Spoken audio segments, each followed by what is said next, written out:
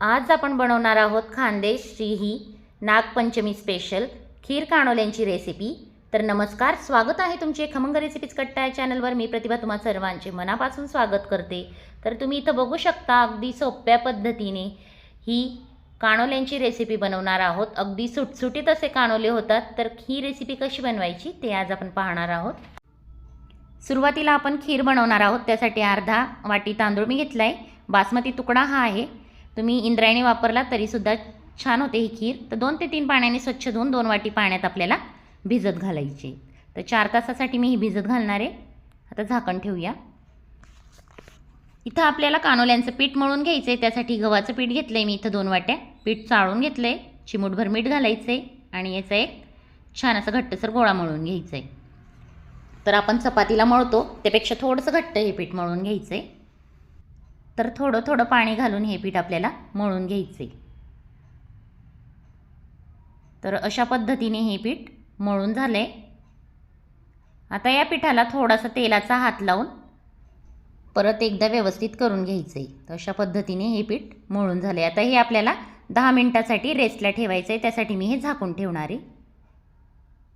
आता इथं आपल्या हा तांदूळ सुद्धा भिजलाय। याला मिक्सरमधून आपण बारीक वाटून घ्यायचं आहे। तर थोडंसं पाणी घालून परत एकदा वाटून घ्यायचं आहे। तर अशा पद्धतीने हा तांदूळ सुद्धा अगदी बारीक झाला इथं तुम्ही बघू शकता। आता ज्या वाटीने आपण तांदूळ मोजून घेतला होता त्याच वाटीने मी इथं 2 वाटे पाणी घेतले आणि ही जी तांदळाची पेस्ट आहे ही यात हळूहळू घालून घेऊया। पाणी उकळल्यानंतर ही पेस्ट घातली आहे। थोडंसं पाणी मी अजून घालते अर्धी वाटी।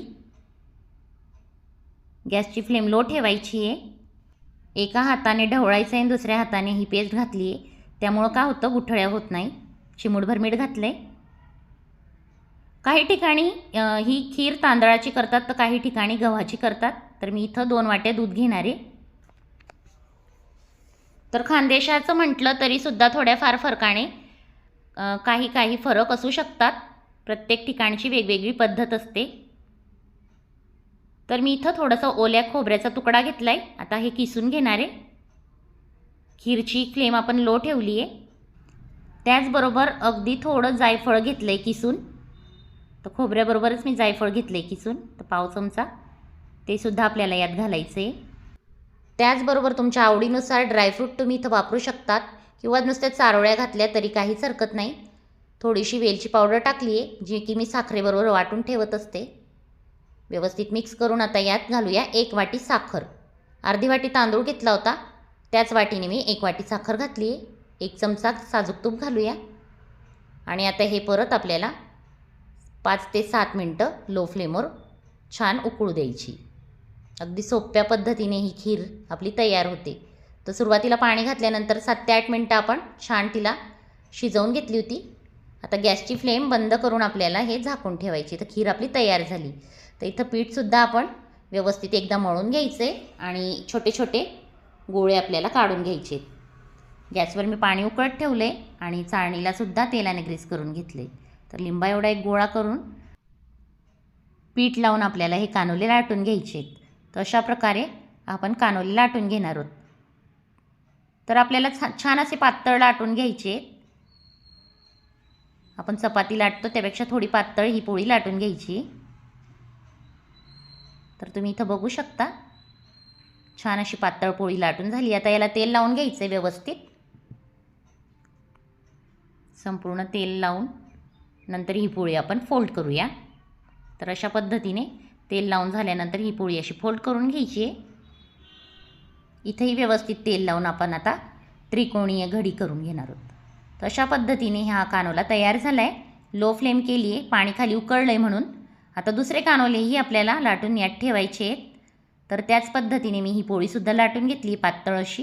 ह्यालाही व्यवस्थित तेल लावून ह्याची एक त्रिकोणी घडी करून घ्यायची। आतल्या बाजूला तेल लावून वरच्या बाजूला सुद्धा तेल लावून ह्याची त्रिकोणी घडी केल्यानंतर हे कानोले आपण चाळणीत लावून घेऊया। तर अशा प्रकारे हे 3 कानोले मी चाळणीत ठेवून देते आणि हे आपल्याला 7 ते 8 मिनिटासाठी झाकून ठेवायचे। तर अतिशय लवकर हे शिजतात। तर झाकण ठेवलेला व्हिडिओ स्किप झाला आहे। तर तुम्ही इथं बघू शकता 7 ते 8 मिनटानंतर मी हे उघडले आणि अतिशय छान असे सुटसुटीत कानोले झालेत. तर त्याच प्रकारे मी दुसरे कानोलेसुद्धा बनवून घेतलेत. इथं आपले कानोले रेडी झालेत आणि तुम्ही इथं बघू शकतात अगदी सुटसुटीत असे हे पातळ असे कानोले तयार होतात. तर खानदेशची ही नागपंचमी स्पेशल खीर कानोल्यांची रेसिपी तयार झाली आहे. प्रत्येक ठिकाणी वेगवेगळ्या पद्धतीने करत असतील. तुमच्याकडे नागपंचमीला स्पेशल काय करतात ते कमेंटने नक्की सांगा. व्हिडिओ आवडला असेल तर लाईक करा, शेअर करा. चॅनलवर नवीन असाल तर चॅनलला सबस्क्राईब करायला विसरू नका. पुन्हा भेटूया अशाच नवीन व्हिडिओत नवीन रेसिपीबरोबर. तोपर्यंत बाय.